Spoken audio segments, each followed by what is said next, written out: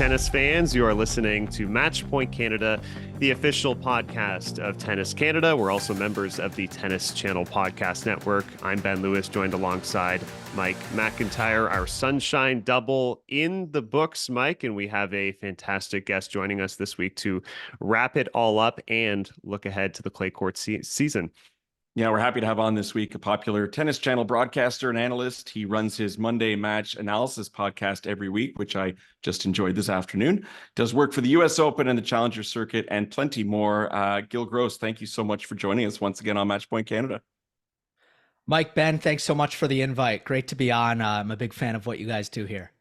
Thank you so much. Gill, I think a perfect place to start is looking back at the Miami Open and just another incredible tournament, incredible performance, and a couple of weeks from Jannik Sinner, who lost just one set en route to his second career Masters 1000, 3 titles on the season, 22-1 record, now a major champion. What do you think maybe has allowed Jannik to separate himself from the rest of the pack right now as clearly the most dominant player in men's tennis this season? People have been asking me for the last 6 months, how do you beat him?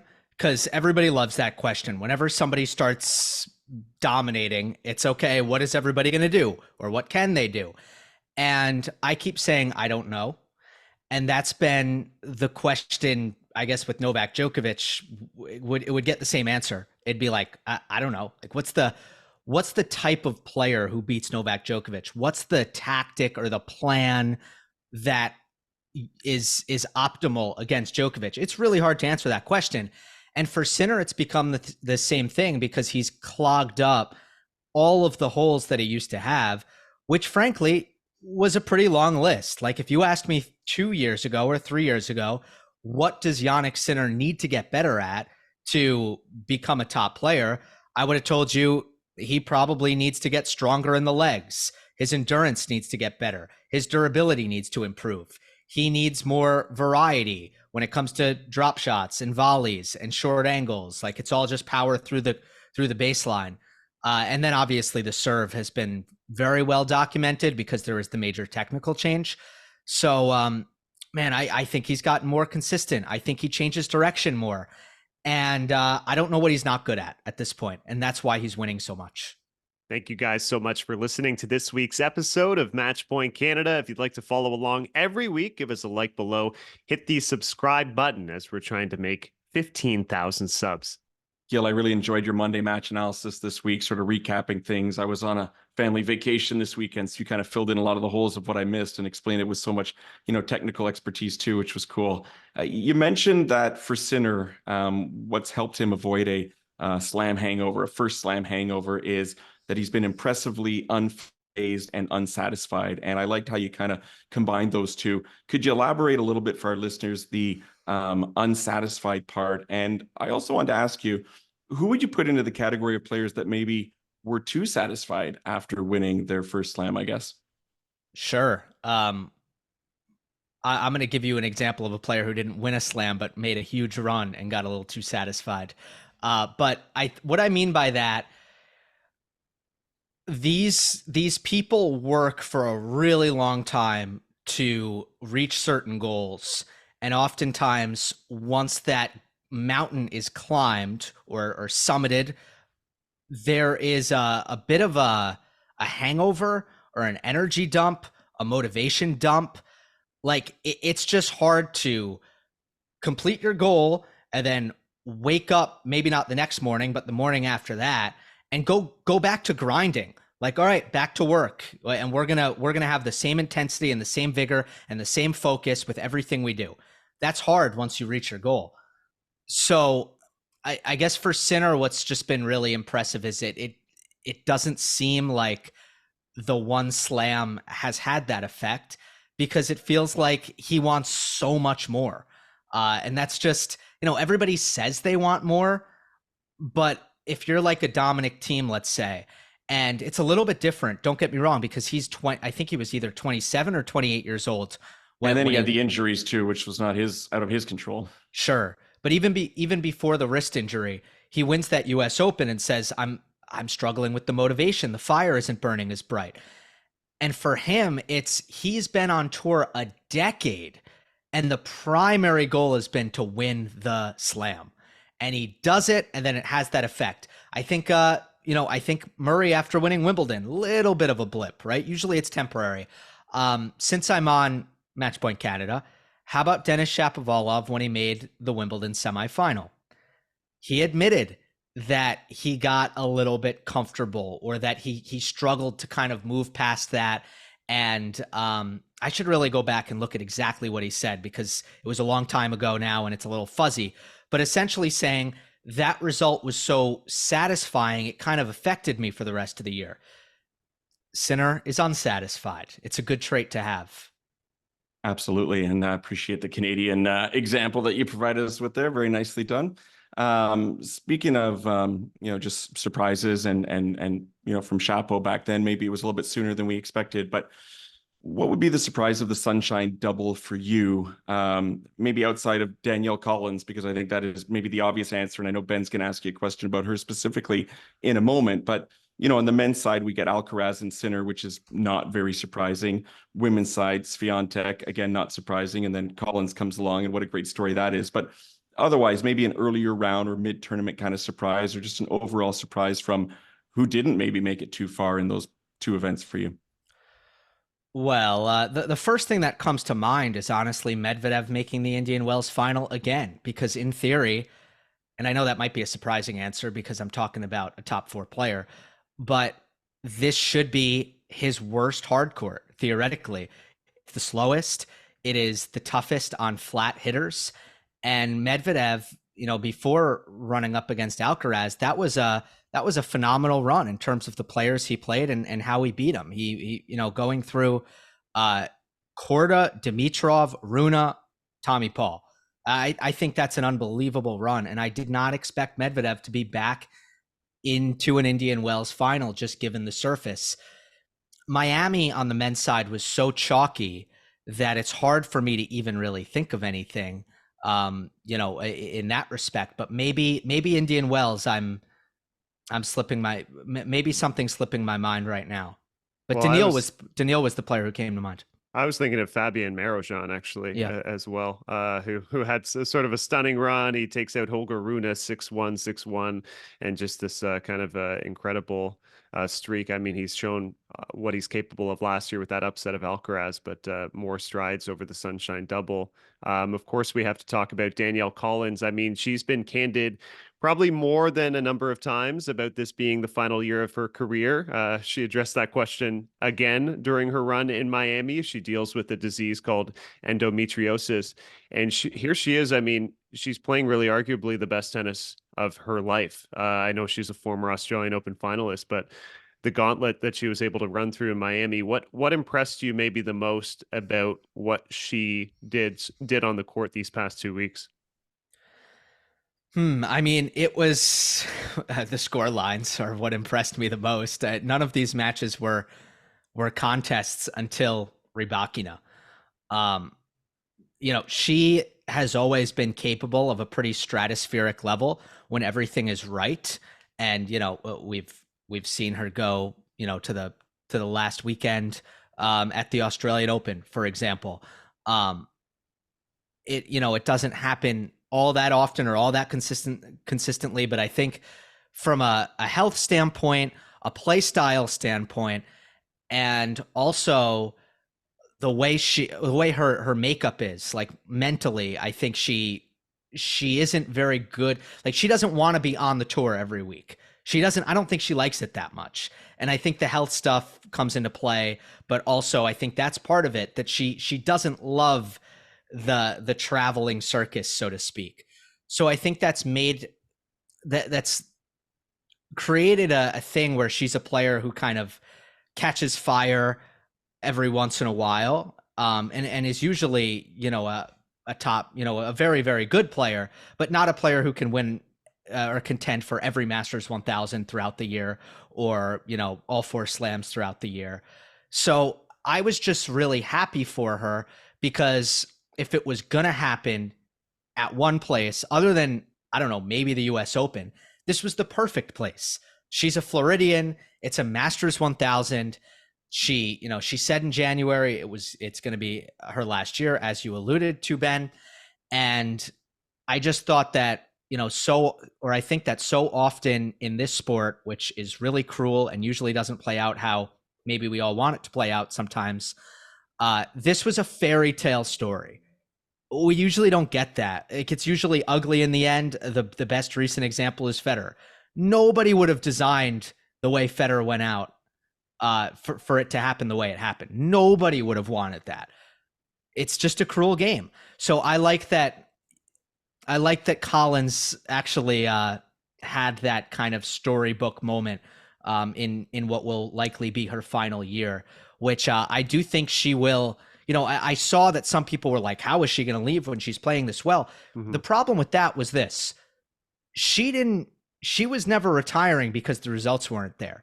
Like, that was never the thing. So for the results to, for her to have a result like this and be like, well, never mind, I'm not going to retire because I'm getting results, that wouldn't make much sense because the decision wasn't about results in the first place. So I am pretty certain that she's going to stick by what she said at the start of the year.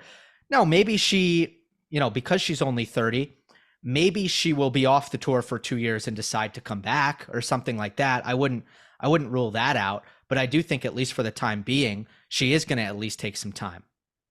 Yeah, no, very, very well said. You discussed Novak Djokovic just a little bit earlier, and, just Sunday, he became the oldest number one in ATP rankings history, 419 weeks now.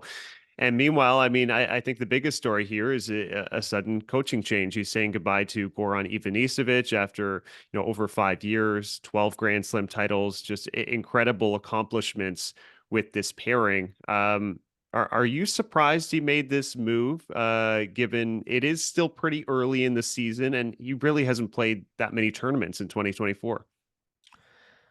I'm a little surprised. I would obviously be less surprised if something didn't seem so off about Novak so far this year. It might sound harsh, Australian Open semifinal, a loss at Indian Wells in March, and I never really put much stock into what Djokovic does in March because I don't know that he's a player who can actually keep up the intensity 10 or the fitness 10, 11 months out of the year anymore. I don't think he has any interest in doing that anymore. He's trying to peak for the slams.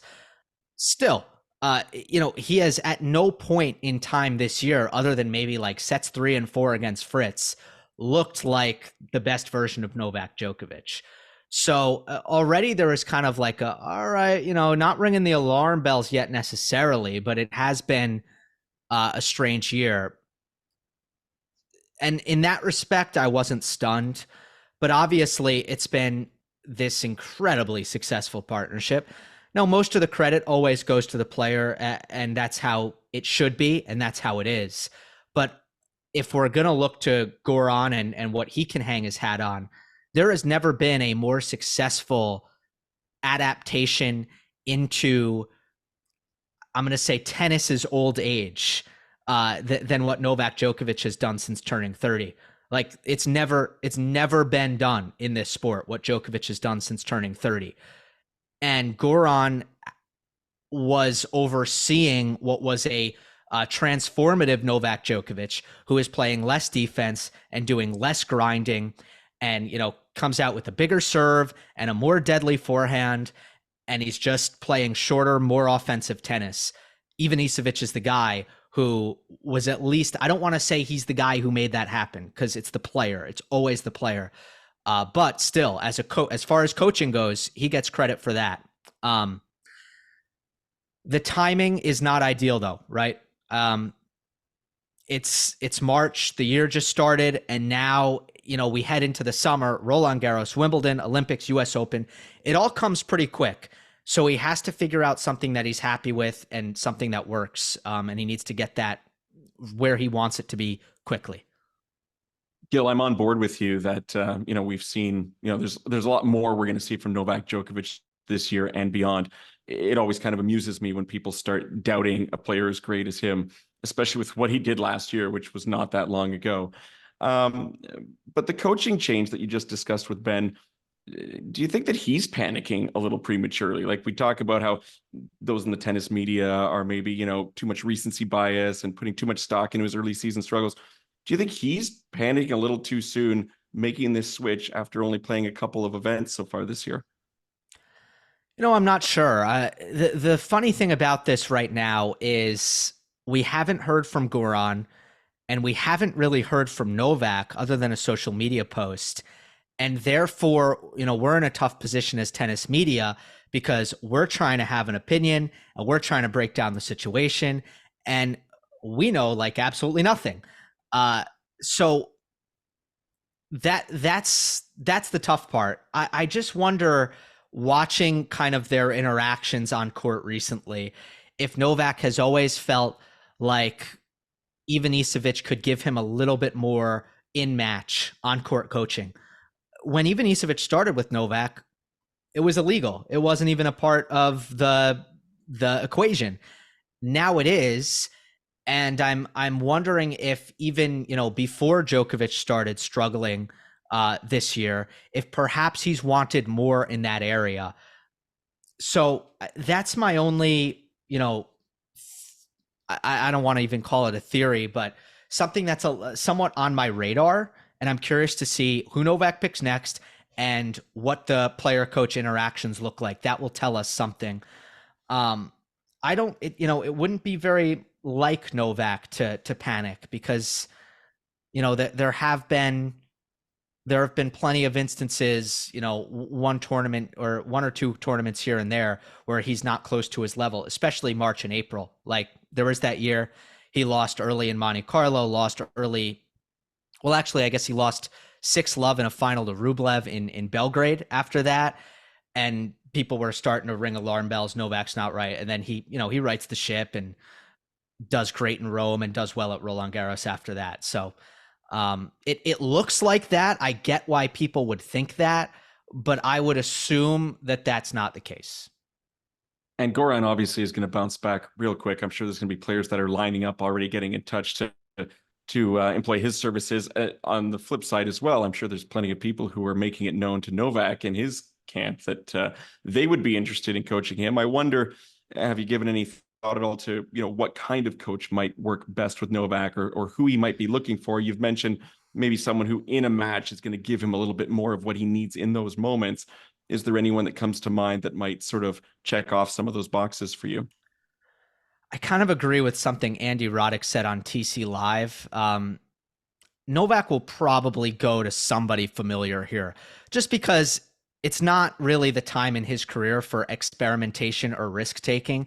When you're that age and when you have important tournaments coming up, the clock is ticking, and there's just no time to play around. So I wouldn't be surprised if we saw somebody who has already had association with Novak, like Marian Vida comes back, or Boris Becker comes back. Becker's don't get me excited with Boris Becker. I'm a huge Becker fan, so yeah. I wouldn't be stunned. They've already had that correspondence. So the key is there. Novak knows what he's getting. And, he's been around the tour a while, so I'm sure there are people who he has relationships and he knows very well who aren't, former Novak coaches, so to speak. But I think whoever it is, it's going to be somebody very familiar to Djokovic and potentially familiar to us as well. Yeah, and as you said, the tennis season doesn't stop. Already, we're making the surface change with clay court events this week. Big one in Charleston. What does maybe? I mean, as you said, it's sometimes kind of hard to forecast these things, and it's two hard court events. But if anything, what would maybe the Sushine Double tell us in a way of forecasting who might look good at the early stages on clay? Well, Alcaraz was not playing up to his ability because his mind was getting in the way after Wimbledon, right? So we saw that for 6 months. He was still a great player, but he wasn't his best player because he was in his head. He was lacking decision making. He was lacking confidence, belief, a sense of calm on the court. Sometimes focus was lacking, like all of this mental stuff, right? But as far as everything he can do is, movement, skills, weapons, like all of that was always there. Indian Wells is going to make him a factor now again. I think in the fullest capacity. Like Alcaraz, I think ran into a Dimitrov who did some pretty crazy things in that match. Like that was an amazing performance on a fast court. But my observation has been, when Carlos has a lot of time on the ball, his forehand becomes the best in the world. And it's not always the case on the quicker surfaces where it can just, everything can be a little bit more rushed. And then Sinner, this version of Jannik, we haven't really seen on clay. I have no doubt that he's going to be phenomenal. But will the clay, I guess, disrupt the dominance? I don't want to say disrupt the momentum, because he's still going to be really, really good. I have no doubt about that. But is it going to disrupt the dominance? I think that's an interesting question. And then you go to Iga. I saw a great stat the other day that if you add up all the rankings points after clay court season last year, so after Roland Garros to now, so you just take clay out, Iga's still number one in the race. Wow. Right? Amazing. So it is. So anybody who says, Iga's ranking is built on clay and that's why she's number one, it's wrong. Mathematically. So, what is how strong does the fortress hold for Iga? Because I think there's a lot. Look, I think clay could be Coco's best surface. I think there's a decent argument there. And I think Sabalenka, there's a lot to love about her on clay. I think Rybakina is, I think clay does take away from her, but I think the other two, not so much. So that's going to be fascinating at the top of the women's game. Simona Halep is the wild card, right? Potentially, it's always interesting to see for a player who relies that much on physicality. I worry a little bit. And that doesn't mean that there aren't players who rely a lot on physicality who don't have, very fruitful years into the 30s. I mean, those players exist. I mean, heck, I think David Ferrer's best season came when he was 32, as an example. But it's not as straightforward as some of the more powerful players who, can kind of maintain their level through their 30s, because the power just never goes away. Like never, ever. Right. Serena was never going to start serving slower because she was 35. Like that was just never going to happen. So Halep is somebody who I think fights an uphill battle in that respect, but she looked pretty good in Miami. The draw, it always comes down to that for players returning when you don't have the ranking and the seeding anymore. Are the tennis gods going to be kind to you when the draw comes out? My last clay court question for you, Gill, before we let you go, is the clay court has a little extra oomph this year with the Olympic Games happening in Paris in the summertime at Roland Garros as well. So I'm just curious for you, how do the Olympic Games stack up in terms of, where they fit in the overall tennis landscape? And, do you feel that this having it on clay this year, the Olympics, might kind of change in any way who's in contention for a medal? Or do you feel that, these days, the difference between the top players, regardless of surface, is not what it kind of used to be? Well, I think what you said is true. The difference between the surfaces is not what it used to be. What I'm most interested to see is how it affects the grass season, because it's a really weird thing this year going clay, grass, clay. And, there are talks about certain players, and it could be a lot of reasons. For Novak, it's he wants that Olympic gold really, really bad. Is there a de-emphasis on grass for a Novak, or for a player who isn't all that good on grass anyway? Might they skip it? Might they be like, I think I have a chance to do great at the Olympics? Like if you're like Casper Ruud, who over the years hasn't played before Wimbledon at all, like he's literally taken vacation after Roland Garros, I guess you turn up at Wimbledon. Like I don't imagine anybody or a lot of players really make the decision not to show up at Wimbledon with the tournament that it is, yes, but also the check that you even get for losing in the first round. But I still think it might change the psychology for some players and the prioritization for some players, because it is that, switching to grass real quick and then straight to the Olympics. So that's what I'm interested, what I'm very interested to see. But I'd say other than that, it's such a big marquee event for Djokovic. The fact that it's every 4 years, it really heightens the importance. And you basically know that this is Novak's last Olympics, and it's been a big priority for him. So that's the number one storyline coming in. I think, without a doubt, that's what jumps out.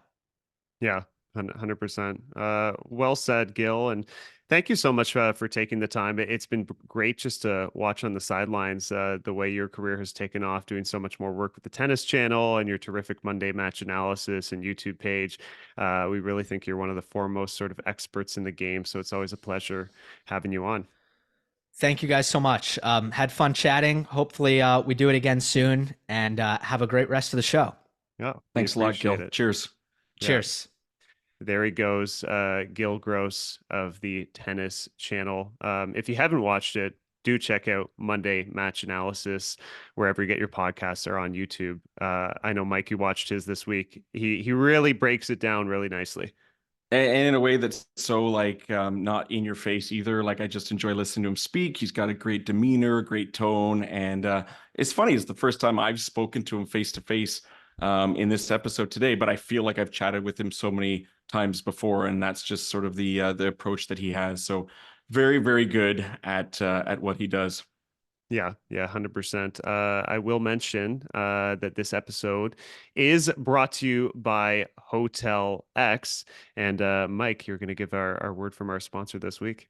And I got to tell you, I was just at Hotel X a couple of weeks ago with my family, and we had a wonderful time. And hey, look, if you're looking for the perfect urban getaway for your next family vacation, look no further than Hotel X Toronto. It's the city's premier urban resort with its state-of-the-art fitness facility, 10XTO, 4 indoor tennis courts. There's something for everyone in the family. But that's not all that Hotel X has to offer, with luxurious amenities from the rooftop pool to the award-winning Guerlain Spa, from the 250-seat cinema to the 3-level Sky Bar. There's so much to see and do all under one roof. Whether you're visiting Toronto for business or pleasure, Hotel X is the perfect choice for families and individuals alike.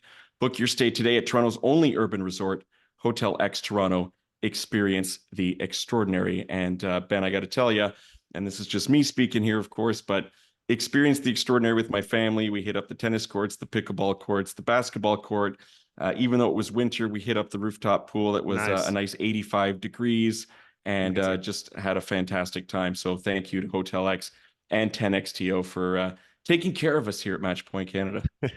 Yeah, I love that club. I want to talk a little more women's tennis, and a great result from one of our Canadians, and a Canadian Kiwi player, Gaby Dabrowski and Erin Routliffe, making their first final of 2024 as their successful partnership continues. Of course, the reigning U.S. Open champions. And, I was covering actually their semifinal match for Tennis Canada, and what a comeback it was against the Americans, Asia Muhammad and Alicia Parks. They were down a set, down 4-3 in the second, and just the ability to dig deep. Gaby coming up with some fantastic shots at net when they needed it. Routliffe being really solid with the serve, and they completely flipped the momentum of the match and just ran away with that super tie break. And in the finals, they're so unbelievably close, losing 11-9 in the super tie break. So they were incredibly close from a big WTA 1000, but I think they're going to get a big boost of confidence from this result. Yeah, look, when you lose 11-9 in a tiebreak to a duo like Bethany Maddox-Sands and Sofia Kenin, there's absolutely no shame in that. And what a partnership these two have been, just super impressive since they joined forces. When you think about it, last summer, it was halfway through the season and both kind of admitted, hey, it's not clicking with our usual partners. What are we going to do here? They join forces, and in their 4th tournament together, they win a Grand Slam. So that's pretty fantastic stuff. They somehow magically in half a season are able to accumulate enough points to qualify for the WTA finals, where they make the semis. And then they start this year, fantastic form, making the semis at the Australian Open, the semis in Dubai, and now the finals in Miami as well. So what a superb partnership. And, today, as we record this April 1st, is Gaby Dabrowski's birthday, turning 32 years old. And 32 years for a doubles player is nothing. I think there's so much that her and Erin still have to accomplish. And to me, it's I don't want to say it's a lock. Of course, there's still a lot of tennis to be played, but they, to me, are going to be back at the WTA finals again this year, and super excited to see what they can continue to accomplish together. It's been just a match made in heaven, really, when you think about it. Yeah, 100%. And as you said, I mean, making semifinals kind of consistently and here a final, they're putting themselves in the business end of tournaments each and every week, it seems. So I'm sure a title is just around the corner. We touched on, Gill touched on Iga Swiatek and her incredible dominance with ranking points and success. This was a surprise. I mean, she was definitely my pick to win my own Miami on the women's side. Ekaterina Alexandrova taking her out in straight sets. And it wasn't Iga's best performance by any means, but this was a kind of a master class from Ekaterina Alexandrova on her side, hitting hard and flat and just taking time and space away. Just maybe showing Iga on a certain day, if you run into a red hot opponent like that, I think anybody can be vulnerable. I mean, it shows you that nobody is unbeatable. And even though Swiatek at times gives off this aura of invincibility, in the way that she won Indian Wells, handing out bagels or breadsticks in every one of those wins, she's captured the Sunshine Double before, has she not? Am I wrong on that one? No, she did when she had that 2022, right? 38 match winning streak. Yeah, yeah, right. Like she went through that period where it looked like she might never lose a tennis match again. But this is just a good reminder, just in the same way that Danielle Collins' victory is a reminder, especially I would say on the women's tour, where there's so much depth and so many strong players, not just within the top 10 that can capture tournaments. And, Gill alluded to this, that for Collins at times, boy, she can look like a top 10er, no doubt. Certainly in the early parts of the season, she seems to always excel in Australia.